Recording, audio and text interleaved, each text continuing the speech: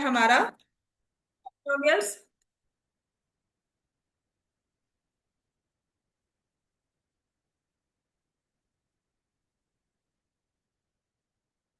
So we'll have, हमने polynomial quadratic वाला जो किया था।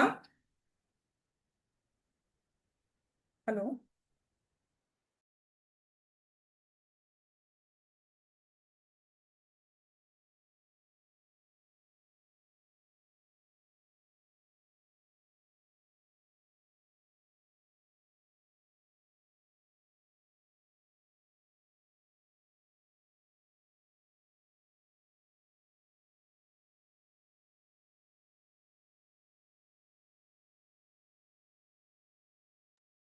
सो चैप्टर 2 पॉलिनोमियल्स में हमने किया था, पॉलिनोमियल दिया जाएगा quadratic which is of the form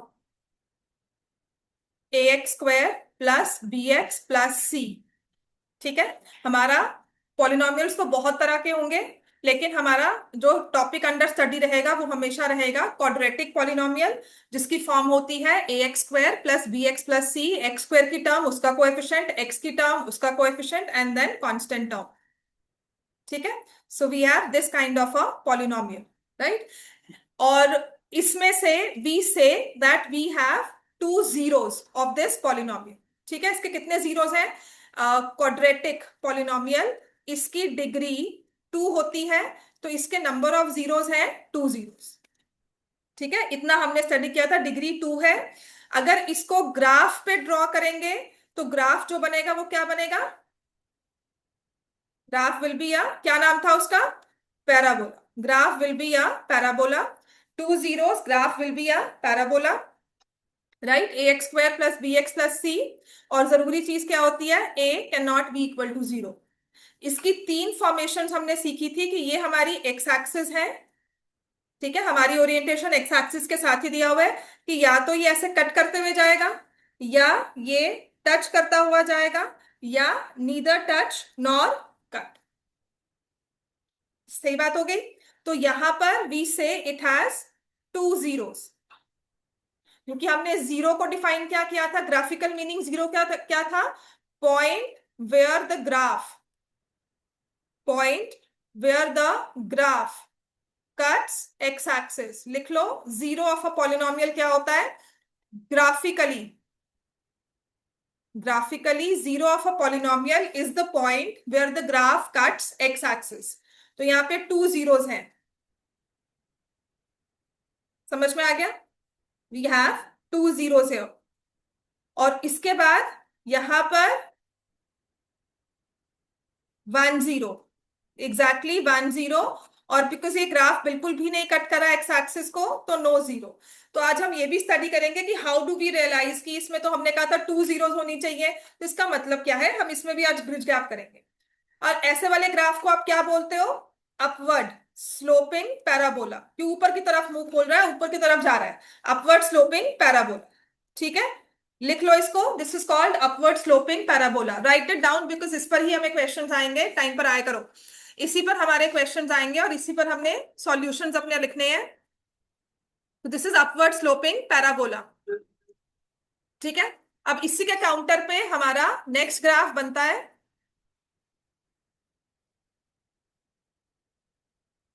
right. आपका अगर इस तरह से एक्स एक्सिस दिया हो, ये एक्स डैश है और ये एक्स है, और ग्राफ कुछ इस तरह से है, ये वाला भी पैराबोला बन सकता है। This is also a parabola and this is also a parabola.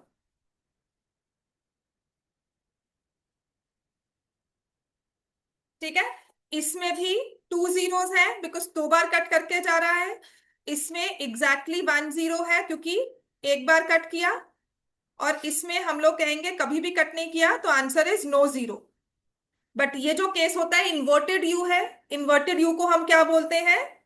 Downward sloping parabola.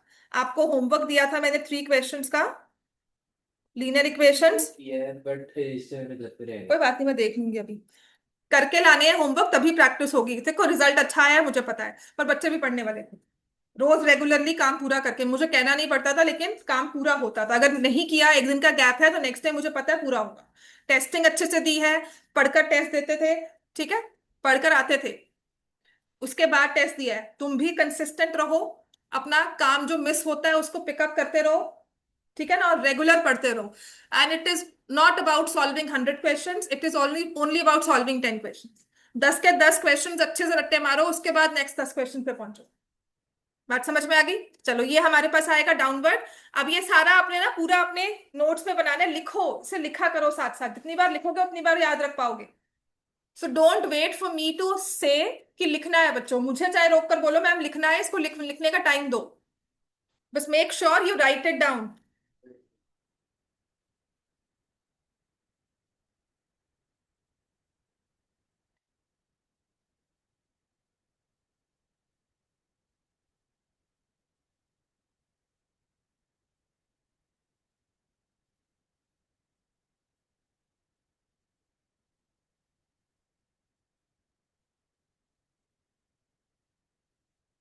तो ये वाला जो फर्स्ट केस होता है जिसमें हम अपवर्ड स्लोपिंग पैराबोला बोलते हैं, this is a is more than zero. और जो सेकंड केस होता है जिसमें हम डाउनवर्ड स्लोपिंग बोलते हैं, this is a is less than zero. लिखो इस सारी चीज को, इसके बाद will study more on it.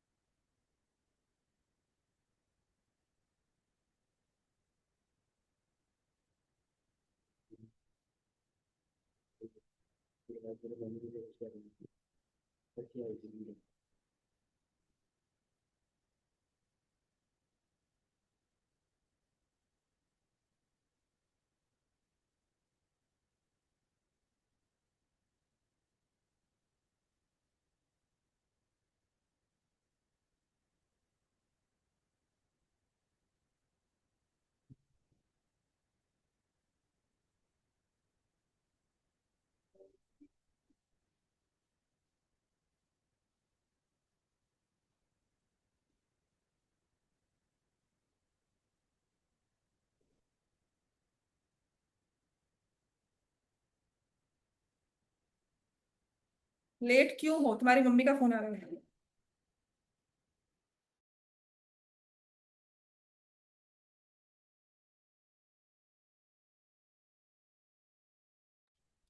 This was done, थोड़ा क्विक रिवीजन है ये हमारा, हमने जो लास्ट क्लास में किया था। जल्दी से करो, पॉलिनोमियल थोड़ा सा करवा के मुझे आखिरी के 10 मिनट लगा लो, लीनियर इक्वेशंस के क्वेश्चंस पे लगाने हैं जो आपने होमवर्क में किए होंगे। नहीं किया है तो आज करके आओ, 2 क्वेश्चंस आज आपको और दूंगी, सो दैट हम लोग कल फिर डिस्कस कर लेंगे, बट पॉलिनोमियल्स करना बहुत जरूरी है।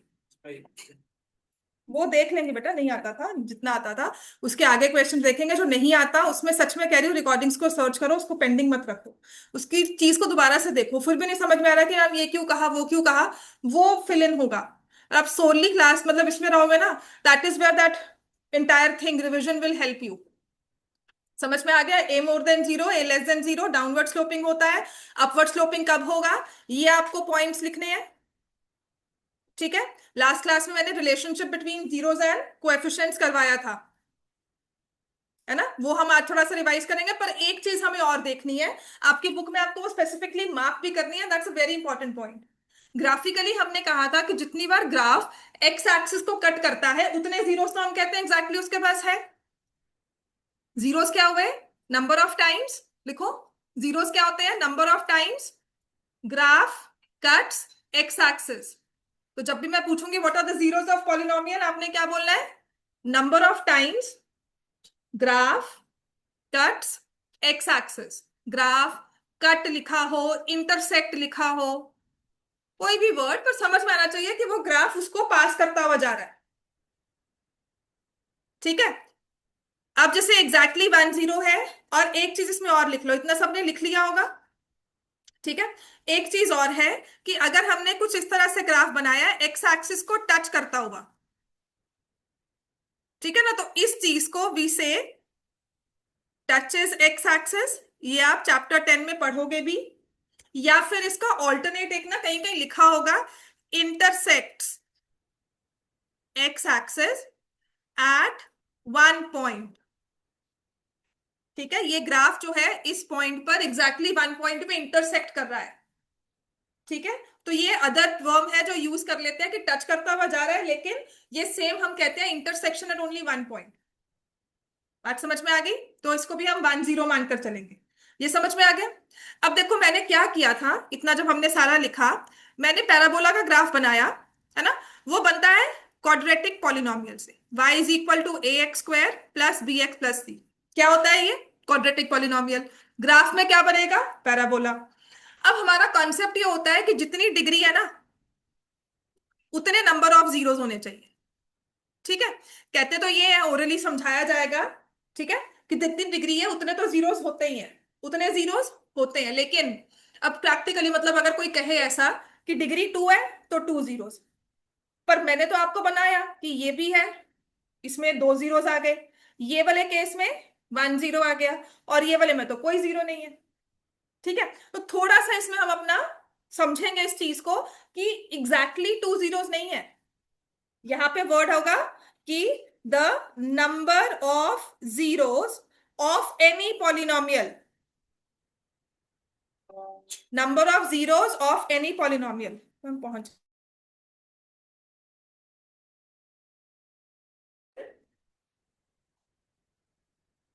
Number of zeros of any polynomial कितनी होती है? कैन बी या has to be, number of zeros of any polynomial will be less than और equal to the degree of the polynomial. ठीक है। लेस देन और equal to the degree of the polynomial. Less than और equal to the degree of the polynomial, कि किसी भी polynomial की ना। अब ये लेस देन और इक्वल टू, इस चीज को याद रखना है। इसको ना हम एक वर्ड देते हैं,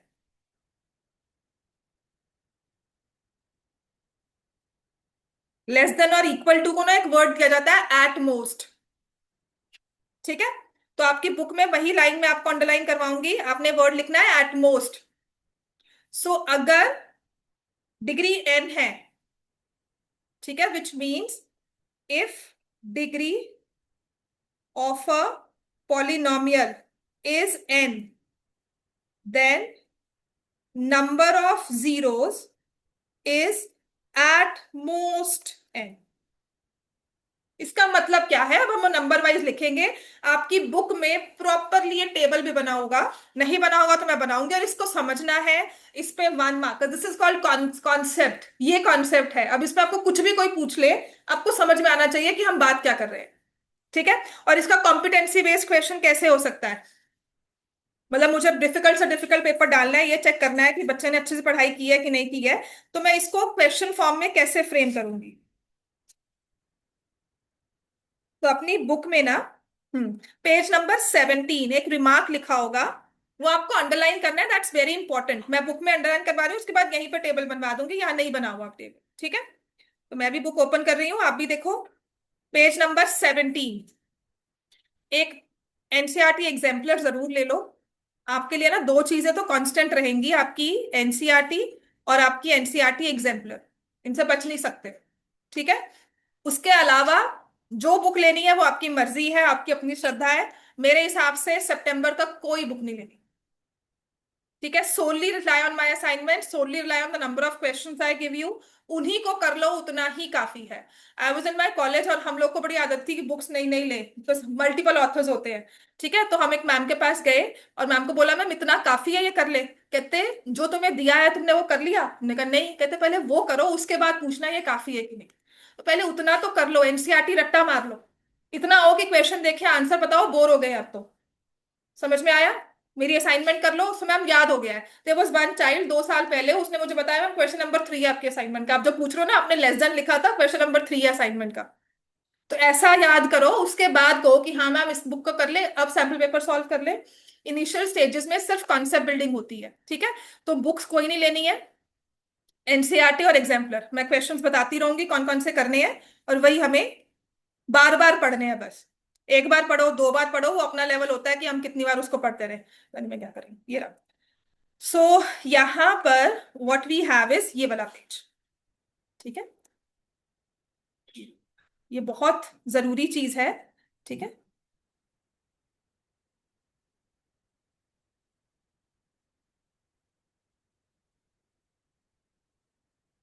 दिख रहा है सबको ये? विजिबल है? ठीक है, तो अब हमारे पास जो ये लाइन है ना, ये बहुत इंपॉर्टेंट है, इसको हम अब ग्राफ में या इसको एक नंबर्स की फॉर्म में स्टडी करेंगे पूरा। कहते हैं रिमार्क में देखो क्या लिखा है, in general given a polynomial p of x degree n, मैंने भी वही कहा है, एक पॉलिनोमियल दिया है, डिग्री एक्स है, डिग्री एन है, तो graph of p of x intersects x axis at most n points. ठीक है, तो उसने क्या लिखा है, a polynomial of degree n has at most, at most समझ में आ गया कि उतनी या उससे कम, मैक्सिमम से मैक्सिमम, जैसे नंबर कितने मिल सकते हैं पेपर में तुम्हें, मैक्सिमम से मैक्सिमम तुम कितना स्कोर लेके आ सकते हो? 80 का, अगर 80 मार्क्स पेपर करते हो, या फाइनल में जो आएगा 100 का। अब क्या कह सकते हो कि 101 मार्क्स मेरे आ जाए, +5 मार्क्स मिल गए गुड हैंड राइटिंग के लिए, होता है ये? नहीं होता, है ना? इसका मतलब यहां पर वो एटमोस्ट का मतलब है कि अगर मेरे पेपर में मैक्सिमम मार्क्स 100 दिए हैं, तो दैट इज द लिमिट जिसे मैं क्रॉस 101 नहीं बोल सकते हम उसको कि 101 मार्क्स मिले हैं। हमें 100 से 100 ही मिल सकते हैं, वी कैन नॉट गेट 100.5। तो अगर किसी के भी डिग्री एन है, डिग्री 1 है, तो उसकी या तो कोई जीरो नहीं होगी या एक जीरो होगी। डिग्री 2 है तो मैक्सिमम से मैक्सिमम 2 जीरोस होंगी। अब इसका मतलब क्या है नंबर्स में, वो हम स्टडी करेंगे। इंग्लिश समझ में आ गई हमें? डिग्री 3 है तो मैक्सिमम कितनी जीरोस? 3। डिग्री 4 है तो मैक्सिमम कितनी जीरोस? मैं क्या बार बार वर्ड यूज कर रही हूं, मैक्सिमम। डिग्री 5 है तो मैक्सिमम कितनी जीरोस? 5। अब इसका मतलब क्या है, हम लोग इसको अब नंबर फॉर्म में स्टडी करेंगे। और देखो, जैसे पॉलिनोमियल्स में हम देख रहे हैं ना, वैसे ही बाकी सभी ग्राफ्स में होगा। ठीक है ना, कि मैम लीन उसमें क्यूबिक में क्या होता है, बाय क्वाड्रेटिक में क्या होता है, कि हमने कहा degree of a polynomial is 1, मतलब कि डिग्री है पॉलिनोमियल की 1, वो लीनियर पॉलिनोमियल है। तो अब उसकी नंबर ऑफ जीरोस कितनी हो सकती हैं? ठीक है, नंबर ऑफ जीरोस कितनी हो सकती है? या तो कोई भी नहीं होगी, या 1। कोई भी ना होने वाला कौन सा केस होगा, कि ग्राफ जो है वो एक्स एक्सिस को कट ही नहीं कर रहा, लीनियर है, स्ट्रेट लाइन होती है। लीनियर है, ग्राफ क्या होगा, स्ट्रेट लाइन। या तो एक्स को बिल्कुल भी कट नहीं करेगी, in that case it will be parallel to x axis, या फिर एक्स को ऐसे कट करते हुए जाए। ठीक है, this is a case of 1 0। बनाओ इसको, फिर हम पॉलिनोमियल में आएंगे और फिर हम क्यूबिक में देखेंगे।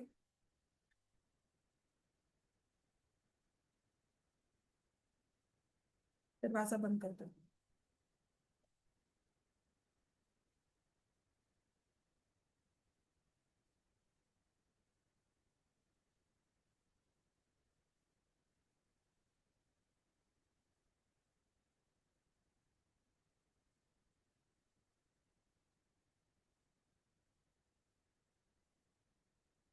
लिख लिया ना? इसका मतलब क्या हुआ, नंबर ऑफ जीरोस, इसमें लिख लो साथ में, एटमोस्ट 1, मैक्सिमम 1,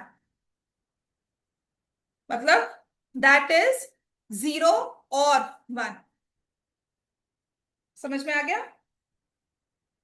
तो अगर डिग्री 2 है, उसको हम बोलते हैं क्वाड्रेटिक पॉलिनोमियल, ग्राफ को हमने बोला पैराबोला, और आपको थ्री शेप्स तो मैंने बताई थी, या तो ऐसे जाएगा, या फिर ऐसे जाएगा, ठीक है, या फिर हवा में उड़ता होगा।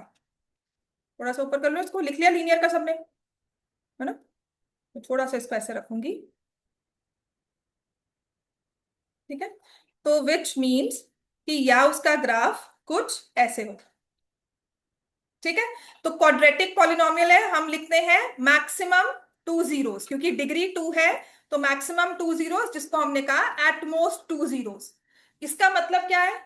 या तो एग्जैक्टली टू जीरोस, या एग्जैक्टली वन जीरो, या फिर हमने कहा नो जीरो, ठीक है। So number of zeros can be zero और वन और टू, जीरो जीरो और वन और two, two zeros at most, two zeros का मतलब है या तो कोई जीरो नहीं विच इज जीरो जीरोस, ठीक है, one zero, exactly one zero, या फिर टू। तो कभी कोई पूछे कि क्वाड्रेटिक पॉलिनोमियल है, ग्राफ एक्स एक्सिस को थ्री पॉइंट्स पे कट कर रहा है, is it possible? A graph cuts x axis at exactly 3 points. So can it be a quadratic polynomial? क्या आंसर दोगे? लिखो, can it be a quadratic polynomial? तो आपका आंसर क्या होगा? No, because at max two zeros चाहिए, तीन zeros तो हो ही नहीं सकती, ठीक है। नो, क्योंकि हमें पता है कि क्वाड्रेटिक में दो ही जीरोस होती हैं, उससे ऊपर हो ही नहीं सकता, तो थ्री पॉइंट्स वाला क्वाड्रेटिक नहीं हो सकता। बात समझ में आ गई इतनी?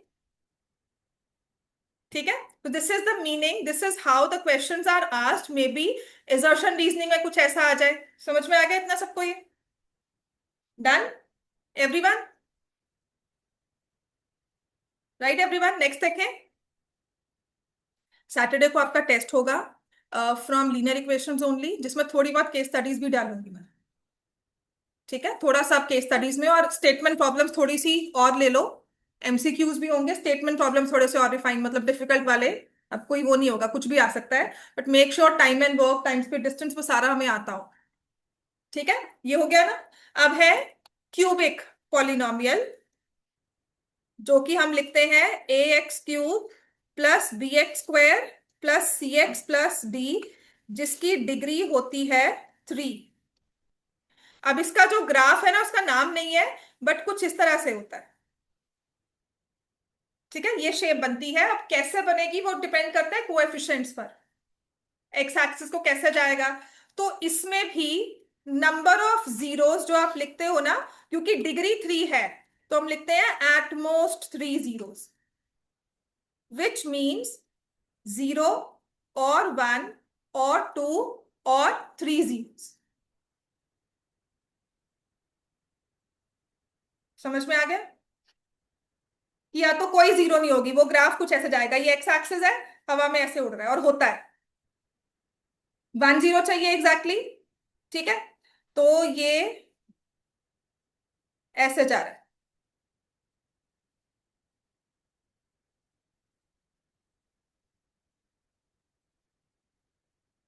ये एक्स एक्सिस लिया, एग्जैक्टली वन पॉइंट पे कट करना है ना इसको,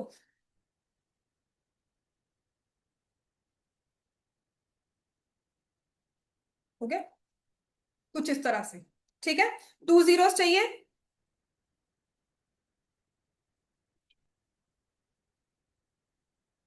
ठीक हो गया, टू जीरोस आ गई, एक यहाँ एक यहाँ, थ्री जीरो चाहिए, तो वो आइडल जैसे केस हम लेते हैं कि इस तरह से थ्री जीरोस आ गई ना। ये तीनों आप ग्राफ बना सकते हो रेफरेंस पर्पस के लिए, क्यूबिक सिर्फ एक रेफरेंस पर्पस और जीरोस के बारे में ही आएगा, इसके बारे में और कुछ हमें स्टडी नहीं करना, हमारे लिए आउट ऑफ सिलेबस है। So case of zero zeros, one zero, two zero and three zero. समझ में आ गया? तो ऐसी अगर डिग्री फोर होगी, तो number of zeros will be zero, one, two, three, four, जिसे हम लिखते हैं at most four zeros. Degree five होगी तो zero one two three four five, या जीरोस जीरो होंगी या वन होगी या टू या थ्री या फोर या फाइव। ऐसा नहीं है कि किसी पॉलिनोमियल, सेम पॉलिनोमियल की दो जीरोस भी हैं, थ्री भी हो सकती हैं, ऐसा नहीं होता। उसको कोई भी एक नंबर पिक करना है। समझ में आ गई बात ये। अब इसका अदर वे राउंड क्या है, it is a very interesting case. अब इसी में अगर मुझे कॉम्पिटेंसी डालनी है, ठीक है, उसके लिए हम क्या कहते हैं कि एक ग्राफ जो है, a graph cuts x axis at exactly 2 points. What can you say about the degree, about the degree of the polynomial it represents? About degree of polynomial it represents.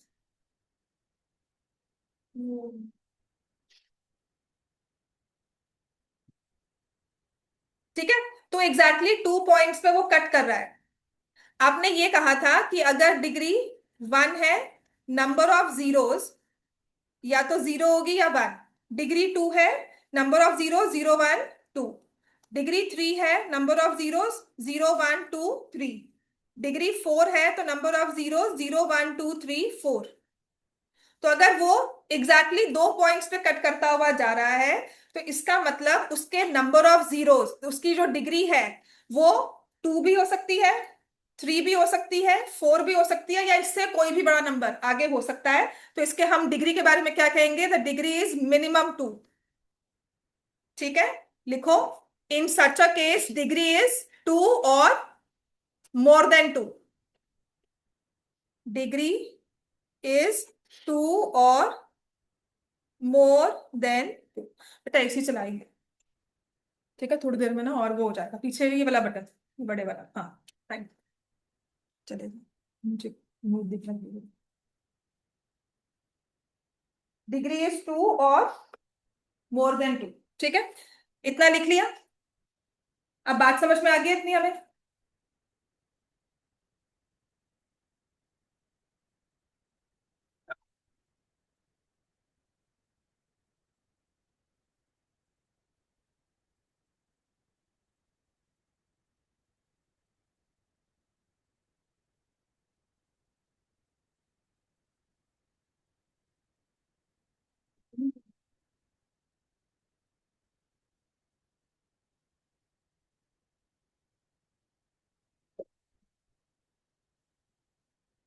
तो हर चीज का रिमोट मैंने कहाँ रखा है, आ जाओ, यहीं कहीं है ना, यहीं कहीं चाहिए।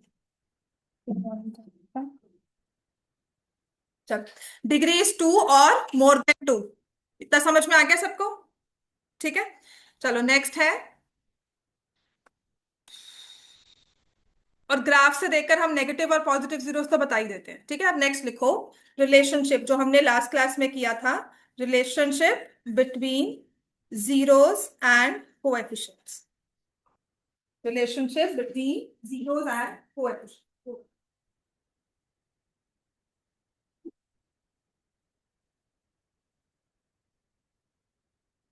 Relationship between zeros and coefficients. Quadratic equation के बारे में ही हमने स्टडी करना है। तो क्वाड्रेटिक इक्वेशन का जो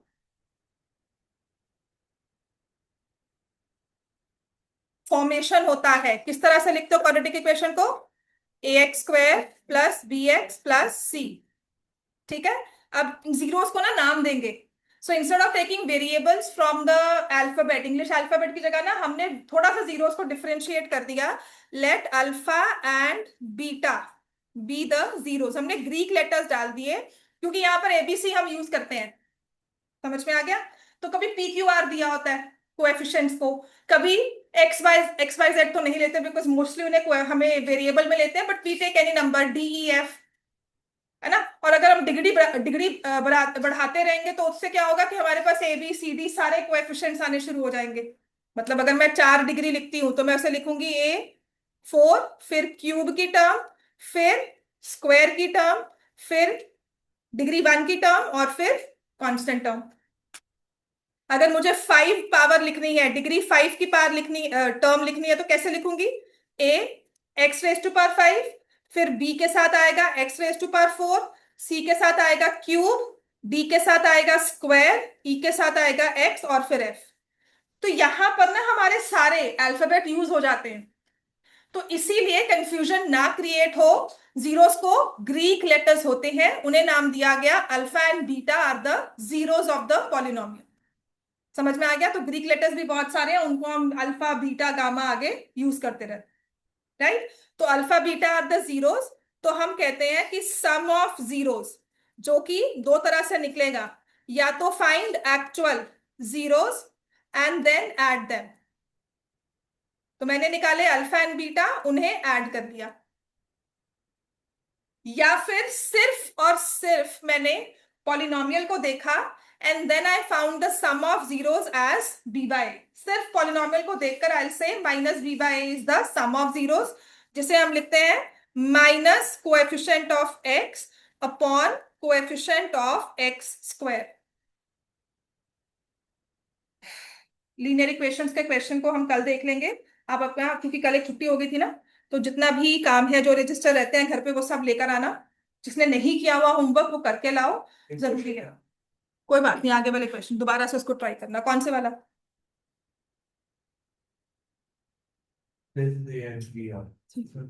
ठीक है। Sum of zeros, actual zeros, add them, या फिर हमने सिर्फ और सिर्फ इक्वेशन को, अपने पॉलिनोमियल को देखा और बताया माइनस बी बाय। ऐसे ही हम लिखते हैं प्रोडक्ट ऑफ जीरोस। ठीक है। इसको भी दो तरह से निकालेंगे कि एक्चुअल जीरोस को मल्टीप्लाई कर लो। तुमने एक्चुअल जीरोस निकाले, उन्हें मल्टीप्लाई किया तो आया alpha beta, alpha into beta. और अगर मुझे सिर्फ पॉलिनोमियल से निकालना है तो मैं लिखूंगी सी बाय, जो कि क्या होता है, constant term upon coefficient of x square. अब सबसे इंपॉर्टेंट कंडीशन क्या होती है हमारी, कि अगर ये क्वाड्रेटिक पॉलिनोमियल है तो सबसे जरूरी इसके लिए क्या है?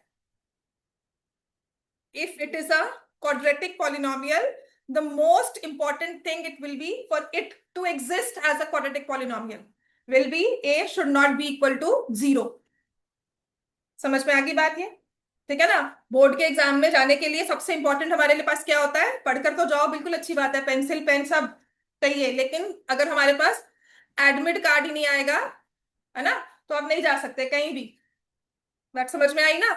है ना? तो सबसे जरूरी चीज इसके लिए क्या है कि ये क्वाड्रेटिक इक्वेशन बना रहे, इसकी आइडेंटिटी वही रहे। तो उसके लिए क्या है, जो इसका एक्स स्क्वायर का कोएफिशिएंट है वो 0 नहीं होना चाहिए। बात समझ में आ रही है ये? ठीक है।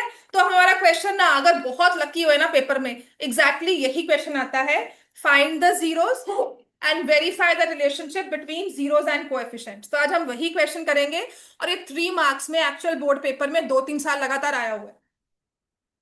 तुम बहुत लकी हुए ना, मतलब पेपर तुम्हारा इजी वाला हुआ, तो 3 मार्क्स में यही डाल देंगे, विच इज लाइक वेरी, उसकी सिर्फ प्रेजेंटेशन होती है। तो लिखेंगे फाइंड द जीरोस, या कहा जाता है फैक्टराइज। ठीक है, आपको कहा जाएगा फाइंड द जीरोस। बस पॉलिनोमियल जो है ना आपका क्वाड्रेटिक वाला, उसको डिफिकल्ट कर देंगे। इरेशनल नंबर्स दे दिए, ऐसा दे दिया कि आपको जीरोस बन नहीं रहे हैं जल्दी। ठीक है। So find the zeros of the quadratic polynomial of quadratic polynomial x square plus 7x plus 10। Book का एग्जाम्पल नंबर 2 है।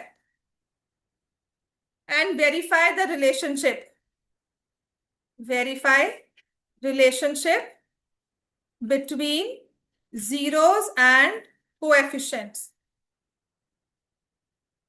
Verify relationship between zeros and coefficients. बात क्लियर हो गई?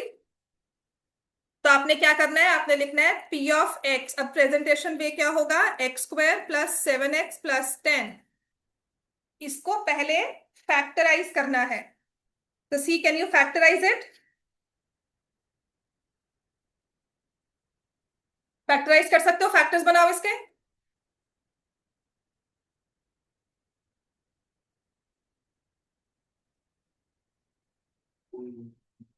हाँ, तो क्या लिखेंगे इसको, 2x प्लस 5x प्लस 10। फिर इसमें से x कॉमन लेकर x प्लस 2, और फिर 5 कॉमन लेकर x प्लस 2 लिखेंगे, and then it will be x plus 5 into x plus 2। फिर आप लिखोगे hence the zeros of p of x are. क्या है जीरोस? 5 और 2 नहीं होंगे, आपको x+5 को 0 बनाना है, तो x की वैल्यू क्या आ गई, -5। Zeros are -5 and -2। जो आपके पास फैक्टर वाले टर्म निकले ना, इनको इक्वल टू 0 करके जो x की वैल्यू आती है वही हमारी जीरोस है। ठीक है, this is directly from 9th की बुक, जो हमने 9th में सीखा था। क्लियर हो गया इतना? अब आपको वेरीफाई करना है। ठीक है, तो अब आप दोगे, यहां पर कुछ इस तरह से लिखोगे इसको, ये लिख लिया ना, -5 -2। तो अब आप लिखोगे सम ऑफ जीरोस, हेडिंग देकर 2 कॉलम बनाने।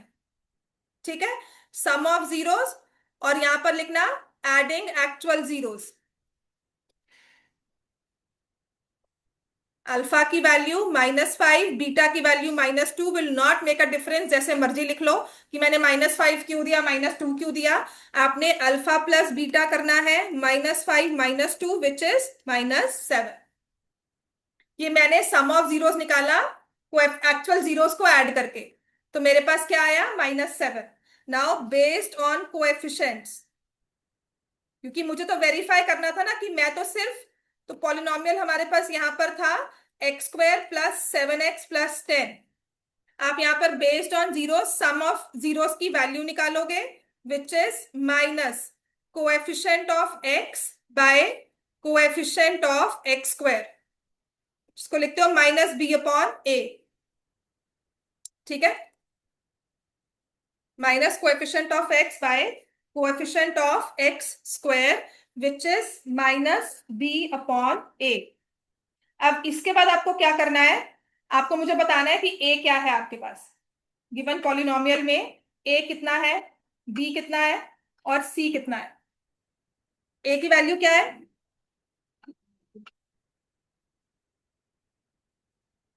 हमारे पास ये आएगा, इसको पता, चलिए अंदर कौन डाटा था सब में, एक निकाल सकता है। हाँ, सही। हाँ, यही रिमोट है।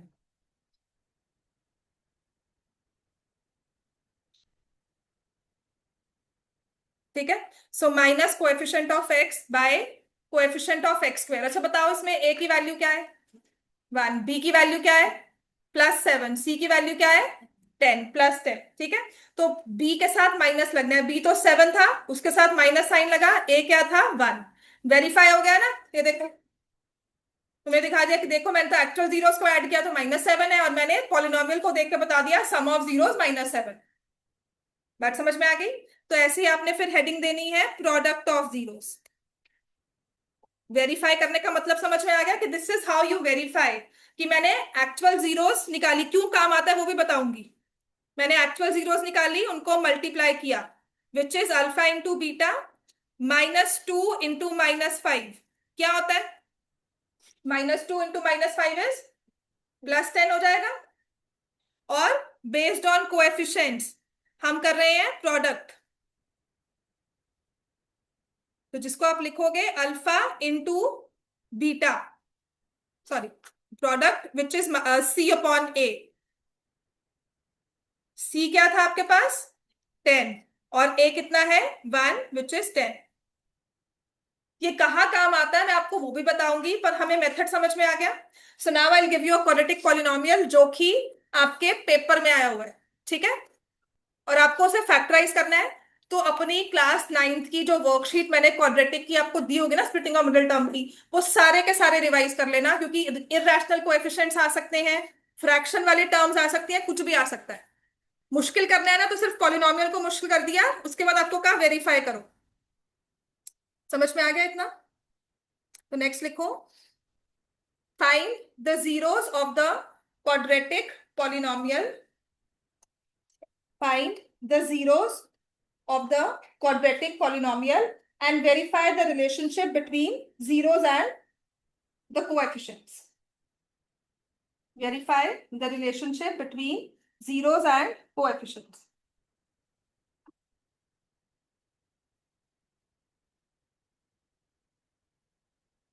तो हमारे पास जो पॉलिनोमियल है लिखो, सिर्फ वेरीफाई करने के लिए दिमाग में है वो सही भी है कि नहीं, तुम वैसे ही ना लगे मत रहो।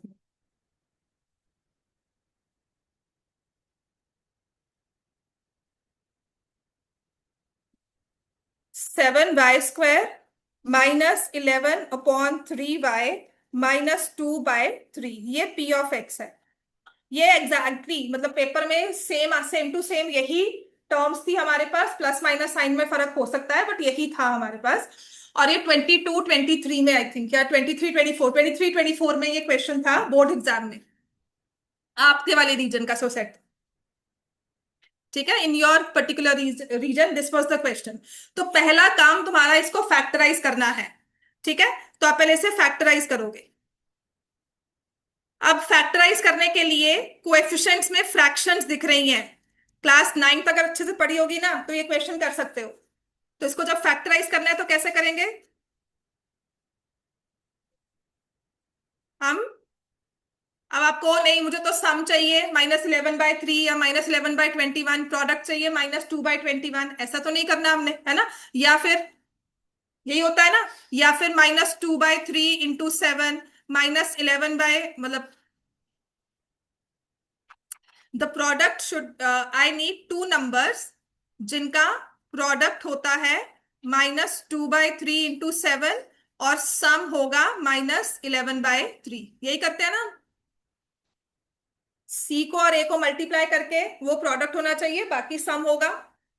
This is what we do. याद है कि नहीं है? अब होता क्या है कि जब हमारे पास ऐसे फ्रैक्शंस आ जाती है ना कोएफिशिएंट्स में, तो इनको टैकल कैसे करना है? तो इन दिस केस लिखो, take LCM and then solve. Fractions को फैक्टराइज कर लेते हो, बहुत अच्छी बात है, बहुत अच्छा स्किल है। ठीक है ना? लेकिन अगर नहीं कर पाते तो पहले एलसीएम ले लो। तो this will become 21y² -11y -2, जिसे आप क्या लिखोगे? 1/3 21y² -11y -2। 1/3 को इग्नोर कर सकते हैं। जो आपके पास ये अंदर वाला पॉलिनोमियल बना ना, इसको फैक्टराइज करो। अब ये हो जाएगा कि नहीं? देखो, factorise now, factorise 21y² -11y -2।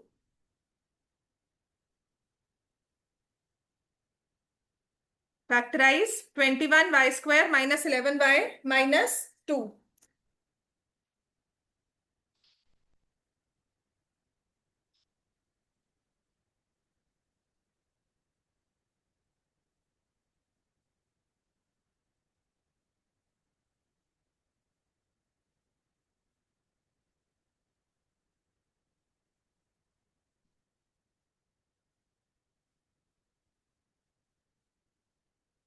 हाँ जी, करो फैक्टराइज, क्या आएगा?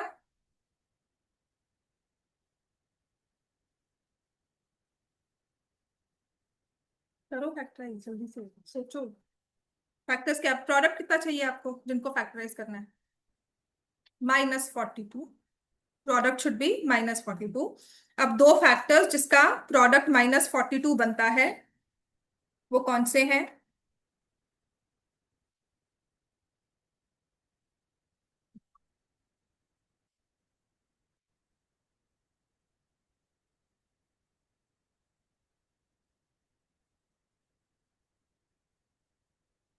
डिवाइड कर दो। नहीं करना बेटा, कर लोगे तो फिर तुम्हारा तो वही बन गया ना। इसको फिर फैक्टराइज कर ले, 3 से डिवाइड करना है तो इसी को कर ले फैक्टराइज। ठीक है, अब तुम्हें इस वाली टर्म को करना है। तुम्हें क्या देखना है? 1/3 को फिलहाल के लिए इग्नोर कर दो, कुछ नहीं, ऐसे कुछ नहीं फर्क पड़ने वाला। 3 को इग्नोर ही करना है, 1/3 को। आपने क्या करना है? -2 × 21 कितना होता है? -42। प्रोडक्ट चाहिए -2, सम चाहिए -11। कौन सी टर्म्स होंगी? प्रोडक्ट -2, सम -11। ठीक है, तो 42 को अगर करना है तो 2 × 21 होता है, हुआ? 2 और 21 में सम 11 बन रहा है। हाँ जी, 2 और 21 में कहीं तरह से 21 - 2 21 + 2 करके सम 11 बनेगा। तो फिर हम नेक्स्ट नंबर जाएंगे, 3 से डिवाइड होता है। 3 से डिवाइड किया तो क्या आएगा? 3 × 14, 3 + 14 करते हो तो कितना आता है? 17। लेकिन 14 - 3 किया या 3 - 14 किया तो कितना बनता है? 11। समझ में आ गया ना फैक्टर्स कौन से होंगे? अब कौन से फैक्टर्स होंगे? 3 और 14। माइनस में कौन सा आएगा? -14y। प्लस में कौन सा आएगा? 3y - 2। फैक्टराइज करना आसान हो गया। This is how you will always factorise coefficients in fractions. जब भी पॉलिनोमियल में कोएफिशिएंट फ्रैक्शंस में आ जाए, अब एक बच्चा था जो कहता था मैम मुझसे तो फ्रैक्शंस ही सॉल्व हो रही है, क्यों हम करें? मैं बिल्कुल कर लो, ठीक है। लेकिन अगर कभी अटक गई, कुछ नहीं समझ में आ रहा, कोई ऐसी फ्रैक्शन आ गई नहीं बन रहा, तुम्हें मैंने दिया एक क्वेश्चन तुम्हारे बुक में होगा, उसको फैक्टराइज कर लिया, बहुत अच्छी बात है कि क्यों हम सोच रहे हैं एक्स्ट्रा, बिल्कुल सही बात है। लेकिन जहां अटकते हो you should have an alternate way. बात समझ में आ गई? तो नाउ हमारे पास है 1/3, 21 और 14 में से 7y कॉमन निकाला, this will be 3y minus 2 plus 1, 3y minus 2। The factors are 7y plus 1, 3y minus 2। बात समझ में आ गई सबको? The factors are 7y plus 1, 3y minus 2। Now we need to find the zeros, therefore zeros are, तो जीरोस कैसे निकालते हैं? क्या होगी इसमें? 7y+1 को क्या करना है? इक्वल टू 0, क्या होगा? -1/7। पुट 7y+1 इक्वल टू 0, जो y की वैल्यू आई, 3y माइनस 2 इक्वल टू 0, जो y की वैल्यू आई, they are the zeros of the polynomial. पहला तो तुम्हारा स्टेप 3 मार्क्स के क्वेश्चन में, पहला तुम्हारा एक number to find the zeros ही होगा। ये 1/3 आपको प्रॉब्लम क्रिएट करेगा ही नहीं, क्योंकि आप उसको एक्स के वाई स्क्वायर के कोएफिशिएंट में ले चुके हो। इसलिए सोचना नहीं है कि मैम 1/3 कहाँ जाएगा, तुम एक्चुअल में सॉल्व करोगे यही आएगा आंसर। बात समझ में आ गई? 1/3 -1/7, sorry -1/7 and 2/3 are the zeros. इतना क्लियर हो गया? अब हम करेंगे वेरिफिकेशन। तो हेडिंग डालोगे वेरिफिकेशन, ठीक है। और फिर हम लिखेंगे सम ऑफ जीरोस, फिर 2 कॉलम्स बना देंगे, actual zeros and based on coefficients. समझ में आ गया? तो इस चीज के थोड़ी सी तैयारी कर देंगे हम। अल्फा को लिख देंगे -1/7, बीटा को लिख देंगे 2/3, ठीक है। रैंडमली अल्फा बीटा असाइन कर दिया कि तू अल्फा तू बीटा, राइट। और बेस्ड ऑन कोएफिशिएंट में मेरे पास था पॉलिनोमियल, क्या था बोलो? एक्चुअल में 1/3 के साथ भी बोल सकते हो, लेकिन एक्चुअल में क्या था? 7y² minus -11.3y minus 2/3। हाँ, ठीक है, ये हमारा पॉलिनोमियल था, जिसमें a कितना है बताओ? a कितना है? +7। अच्छा, a पॉजिटिव है नेगेटिव है? पॉजिटिव। तो अगर इसका ग्राफ बनाएंगे अपवर्ड होगा डाउनवर्ड होगा? अपवर्ड, क्योंकि a पॉजिटिव है। तो b क्या है बताओ? हाँ बता तारिश, b क्या है? -11/3। c कितना है हरवीर? हाँ, -2/3। समझ में आ गया? तो हमने ये प्रिपरेशन कर ली अपनी सम और निकालने के लिए। तो एक्चुअल जीरोस में आपने लिखा अल्फा प्लस बीटा को मैंने ऐड किया, -1/7 एंड 2/3। एलसीएम लो, 21 -3 + 14। अरे ये तो आंसर 11/21 आ गया। अब यहाँ चेक करते हैं, ठीक है। तो हमने यहाँ पे कहा था बेस्ड ऑन कोएफिशिएंट सम क्या होता है, right. So we said it is -b/a। अब पेपर में एक ही क्वेश्चन होगा तो उसमें लिख देना minus coefficient of x upon coefficient of x², which will be, coefficient of x क्या है? b लिखा था, तो -11/3 है, लेकिन साथ में आपको माइनस लगाना है, तो इसके बाहर भी माइनस साइन लगेगा। और फिर कोएफिशिएंट ऑफ a क्या है? 7। So now solve this one, which is 11/3, और ये 7 जो है वो डिनोमिनेटर में ही है, तो क्या आ जाएगा? 11/21। ये तो वेरीफाई हो गया। बात समझ में आई कि मैंने तो एक्चुअल जीरोस को ऐड किया, एक बच्चे ने एक्चुअल जीरोस को ऐड किया, एक ने सिर्फ कोएफिशिएंट्स बता दिए। जैसे मैं ही अगर आपका टेस्ट लूं, मैं बताओ सम निकालो, आपको नहीं पता ये ट्रिक है, ठीक है। तो आप एक्चुअल सम निकालोगे और मैं 1 सेकंड में आंसर करके बता दूंगी। This is when it works, कि हमें जीरोस नहीं चाहिए, हमें सिर्फ सम चाहिए। तो एक बच्चा कर रहा है पूरा सम निकाल कर, फिर जीरोस बता रहा है, फिर ऐड करके बता रहा है। मैं आपको पॉलिनोमियल देखकर ही बता रही हूँ, जैसे हमने लीनियर इक्वेशंस में किया था कि इसमें यूनिक सॉल्यूशन आएगा, तुम सॉल्व कर रहे हो और फिर कह रहे हो हाँ हाँ आ रहा है। मैं आपको सिर्फ कोएफिशिएंट्स के ही रेशियोज देखकर बता दूं। बात समझ में आई? तो कभी कभी हमें वो सॉल्यूशन नहीं चाहिए होता, हमें चाहिए होता है कि पैरेलल लाइंस बन रही हैं, फिर ठीक है, उसके बाद जो मर्जी हो। बात क्लियर हो गया? This is what we need here. We need the sum based on coefficients and we need sum based on actual zeros. अब ऐसे ही जैसे हमने सम किया है हम प्रोडक्ट ऑफ जीरोस करेंगे। अब क्योंकि आपके पेज में आपने सब लिखा होगा, आप लिखोगे अल्फा एंड बीटा। आपने लिखा होगा अल्फा क्या है, बीटा क्या है। सो जीरोस हमने कितनी ली थी देखो, हमने जीरोस ली थी -1/7, 2/3। -1/7 एंड 2/3 को मल्टीप्लाई किया, क्या आ गया, -2/21। ना बेस्ड ऑन कोएफिशिएंट्स, वही हेडिंग चल रही है ना, ठीक है, समझ में आ गया ना। आपका पूरा पेज दो कॉलम्स में हो गया, एक में आपने लिखा सम, फिर आपने हेडिंग दी मेन प्रोडक्ट, और उसके बीच में दो कॉलम्स हैं, ठीक है। तो based on actual zeros and based on the coefficients, this is constant term product, ठीक है। Constant term upon coefficient of x square.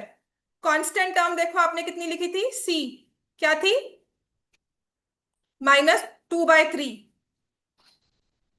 और कोएफिशिएंट ऑफ एक्स स्क्वायर क्या था, 7, ठीक है ना। तो ये आ गया, और इसको सॉल्व करते हो तो ये तो फिर से आपके पास वही है। तो जब हमने एलसीएम लिया, 3 लिया, वो प्रॉब्लम क्रिएट नहीं करता है। वो क्यों नहीं करता, उसका भी लॉजिक है, ठीक है, पर वो प्रॉब्लम क्रिएट नहीं करेगा, और कोई गलत भी नहीं कर सकता इस चीज। बात समझ में आ गई। तो एलसीएम लेकर ही सॉल्व कर लेना, कम से कम क्वेश्चन सॉल्व होगा और कोई नंबर नहीं कटने वाले उसमें। इतना समझ में आ गया सबको। नेक्स्ट लिखो, find the zeros of the polynomial. अब पता मुश्किल करना है ना, तो मैं आपको इसमें मुश्किल से मुश्किल, जितने आपने क्वाड्रेटिक इक्वेशन पॉलिनोमियल्स के splitting of middle term class 9th में की थी, मुश्किल से मुश्किल वो ले लो। तो जैसे मैंने आपको दिया, फाइंड द जीरोस, और ये एक्चुअल बोर्ड में आया हुआ है, √3x² + 10x -8√3। Find zeros of this polynomial and verify. मैंने कहा ना बोनस क्वेश्चन है, तो at the by the end of this year ना, ये वाली ऐसी टर्म्स आपको करनी आ ही जाएंगी, ठीक है।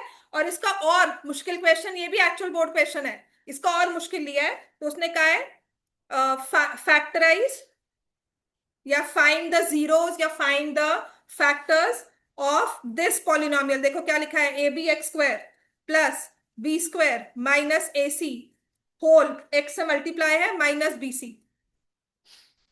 तो ऐसे वाले क्वेश्चंस भी क्लास 9th में करवाए थे, और ये सबसे इजी होता है, जो एबीसी में दिया हुआ है ना, ये सबसे इजी होता है। देखने में लगता है मुश्किल है, पर सबसे इजी होता है इन्हें फैक्टराइज करना।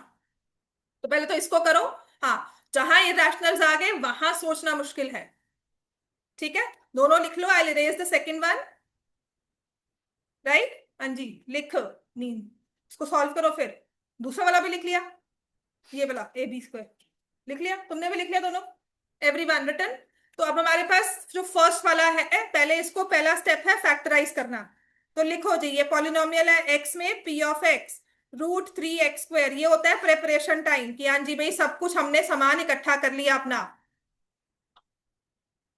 जैसे यहाँ पर आकर बैठते हो, उसके बाद आराम से नोटबुक निकालते हो, फिर पेन देखते हो, फिर बुक निकालते हो, वो होता है प्रेपरेशन टाइम, है ना।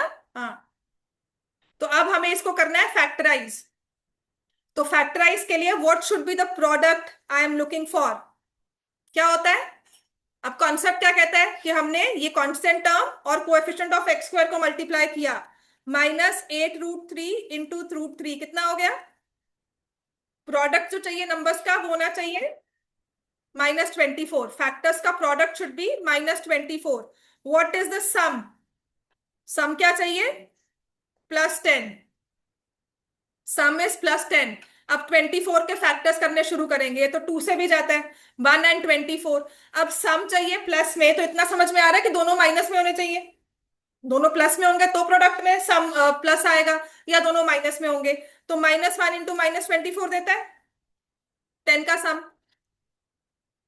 -2 इंटू -12, -2 -2 में 12। -2 एंड 12 अगर तुम लोगे, एक बार वो देखा। हाँ दोनों माइनस चाहिए, ठीक है। और फिर 3 से होता है डिवाइड बेटा, ये 3 × 8 किया, दोनों में माइनस साइन के साथ, नहीं हुआ।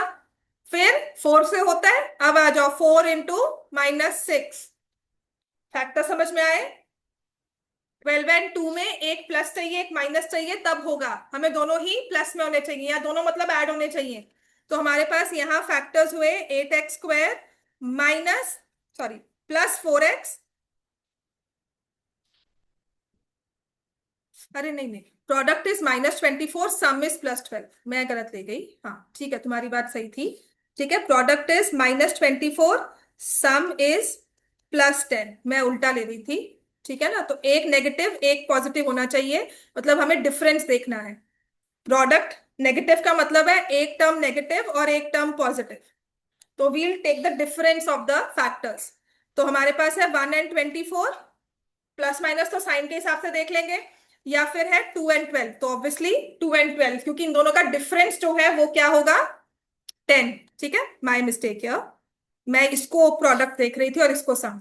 सो 3x² +12x -2x -8√3। ठीक है, अब आपने √3x कॉमन लिया, यहां तो बच गया x। अब 12 को √3 से डिवाइड करो, तो यहां पर आपकी रैशनलाइजेशन काम आ जाएगी आपको। सो ये हो जाएगा 12√3/3, कैंसिल करके आ जाएगा 4√3। बात समझ में आ गई? This is how we take common. तो क्लास 9th में ना रैशनलाइजेशन किया होगा आपने, 4 से √3 कॉमन लेना है, तो आपने इसको रैशनलाइज किया और ये बन गया 12√3/3 और ये हो गया 4। तो हमारे पास आंसर यहाँ पे आ गया कि कॉमन जब लेंगे 12 में से √3 को, तो बच जाएगा 4√3। उसके बाद यहां से -2 कॉमन लिया, x +4√3। तो now the factors are √3x -2, x +4√3. Therefore, the zeros are 2/√3 and 4√3 minus के साथ -4√3। समझ में आ गई बात? ये जीरोस कैसे आई? Zeros are 2/√3 and -4√3। अब वेरीफाई करोगे रिलेशनशिप को। ठीक है, तो एक्चुअल जीरोस को ऐड किया वही सेम प्रोसेस के साथ, 2/3 +-4√3, 2/√3 सॉरी, 2/√3 +-4√3, √3 एलसीएम लिया, 2 -4 3 12 हो जाएगा। ये समझ में आ गया? Answer will be -10/√3। हमारे पास पॉलिनोमियल था p of x as √3x² +10x -8√3, है ना? तो a कितना है इसमें, √3, b कितना है 10 और c कितना है -8/√3। अब कोएफिशिएंट्स के बेसिस पर हम लिखेंगे -b/a, सम 3 नंबर का। ठीक है, तो यहां से b कितना है 10, उसके आगे माइनस का साइन लगाएंगे और a आएगा √3, हेंस वेरीफाइड। अगर आया तो, ठीक है, अगर आया तो 3 नंबर का ही आएगा, बिकॉज 3 स्टेप्स होंगे बस उसमें। पॉलिनोमियल अगर तो दिया इजी दे देंगे, कि जैसे फ्रैक्शंस दे दी, या फिर इरेशनल नंबर भी आया हुआ है पेपर में, और आपके ax² ab(x²) वाला भी आया हुआ है। बात समझ में आई? तो कुछ भी आ सकता है, और ऐसा भी दे सकता है कि आपको फैक्टर सूझे ही ना, तो उस केस में क्या करना होता है वो भी बता दूंगी। ठीक है, वो क्वाड्रेटिक के बात करेंगे। प्रोडक्ट में लिखेंगे अल्फा बीटा, अल्फा बीटा में will multiply these two which is 2/√3 into -4√3, 2/√3 into -4√3, ये कैंसिल हो गया, ये तो 8 आ गया। अब बेस्ड ऑन जीरो, -8 आ गया, based on coefficients is c/a, c हमने लिखा है -8/3 -8√3, और a है √3, ये कैंसिल हो गया, -8, हेंस वेरीफाइड। ये काम सच में आसान है, तुम पहली बार पढ़कर ना पेपर देने की बात सोचना शुरू कर देते हो। सीरियसली कह रही, तेरे में गलती यही है, तू सोचता पेपर में आ गया तो, पेपर में आ गया नहीं तो ये सोच कि बस इसको समझना है, पेपर में आएगा तब की तब देखेंगे। आज के एक दिन के बेसिस पर तुम पेपर नहीं दे सकते। मैं तेरा कल पेपर लिखूं आज पढ़ाकर हो जाएगा? फिर पेपर में कैसे आएगा वो मत सोचो, उस चीज में स्ट्रेस मत रखो। पहले समझने की बात करो कि मैं इसको रट्टा मारूं बस अच्छे से। सीरियसली अगर मैथ्स में वीक हो ना, तो पेपर में क्या आएगा उसको प्रैक्टिस कर ले, पेपर देखकर सॉल्व कर ले, वो नहीं होगा। पहले तुम्हें समझना ही है, पेपर में आएगा तब की तब देखेंगे। पहले मुझे रट्टा मारना है इसको, पेपर के लिए रट्टा मारोगे नहीं समझ में आएगा। उसको समझो, समझने की कोशिश करो हम कर क्या रहे हैं, बार बार उसी स्टेप्स को रिपीट करो। समझ में आ गया? तो आप होमवर्क में ले लो question and be here by 5:15। Seriously, मैं क्लास 5:16-17 पे स्टार्ट कर सकती हूँ, लेकिन आप यहाँ पर होने चाहिए बाय 5:17 या 5:20 मैक्सिमम होता है। कभी कभार एक दिन होगा, बट रेगुलर में ना 5:15 पर क्लास स्टार्ट हो जाएगी। ठीक है, तो रेगुलर आया करो, थोड़ा रेगुलरिटी रखना चाहिए हमारे पास। मैं 5 मिनट एक्स्ट्रा भी ले सकती हूँ। समझ में आ गई बात? मैं 5:20 6:20 तक भी क्लास छोड़ सकती हूँ, लेकिन you should B here bye 5:50। Right, चलो। नेक्स्ट है, आपको यही करना है, फैक्टराइज। जैसे ये काम किया ना, बिल्कुल वैसे ही ये क्वेश्चन सॉल्व करके आना। ठीक है, और अगर ये नहीं होता तो ये मैं क्लास में कल करवा दूंगी, लेकिन इसके जीरो सॉल्व करना है, लेकिन सारा वो प्रोसेस आपको खुद करना होगा, बार बार वो नहीं करवाऊंगी मैं। सिर्फ इसका फैक्टराइज करना सिखाऊंगी। और लिखने के लिए अगर लेना है, सो डू दिस वन। ये वैसे मैंने असाइनमेंट शेयर कर दूंगी, उसमें ये होगा। और एक और है, ये 3 क्वेश्चंस में ना सिर्फ लिखना आना चाहिए। This one is very misleading. ये ऐसा पॉलिनोमियल है जो मिसलीड करता है। लगेगा ये तो फैक्टराइज हो जाएगा, पर इसके फैक्टर्स ही कुछ और आएंगे। ठीक है, तो ये 3 पॉलिनोमियल्स हैं, तीनों को कम से कम फैक्टराइज करके लाना है। पहले 2 वाले ये तो होना ही चाहिए, तो अपने एलसीएम लेना हो जाएगा। यहाँ पे मुश्किल आती है तो इसको कल डिस्कस कर लेंगे, but this one you should be able to factorise. Second thing, लिखो लीनियर इक्वेशंस के क्वेश्चन जो करके लाने हैं, apart from the one which I gave you. ठीक है, तो आपका पेज नंबर 6 होगा असाइनमेंट का, जिसका क्वेश्चन नंबर 12 है। The students of class are made to stand in row. ये क्वेश्चन पेपर में आ सकता है। क्वेश्चन नंबर 12 लिखा है बेटा, page number 6, students of class are made to stand in row. ठीक है, एक ये क्वेश्चन करना है। एक पेज नंबर 7 पर क्वेश्चन नंबर 20 दिया होगा, पाइप्स का क्वेश्चन दिया था, 2 पाइप्स ए एंड बी।